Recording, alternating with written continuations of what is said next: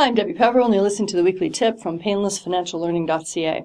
Last week, I reminded you about your T4s and T5s being due by the end of February, the 29th, as it happens. This week, I want to spend just a little more time talking about what goes on in your T4s. We've talked before about employees versus subcontractors, so what's the decision there? If you have someone working for you and you tell them when to come to work, what to do when they're there, when they can go home, they're using your tools, they're very likely an employee. If, on the other hand, you have someone and you ask them to do something for you, they go away, they do it with their own stuff, they come back when it's done and they invoice you, that's a subcontractor. Your risk is that you think someone that you're treating as a subcontractor actually is an employee.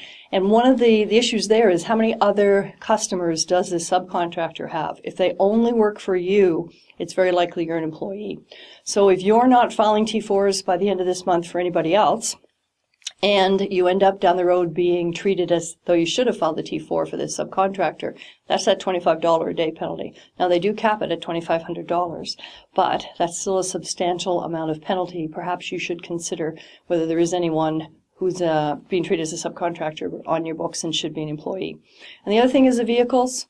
If anyone's driving one of your vehicles and they're employed by you, then you need to calculate a standby charge. You probably need some help with that, but basically it's 2% of the original cost of the vehicle per month, which you can then prorate based on their mileage log, plus you have to calculate an amount per personal kilometer if you're also paying the operating costs.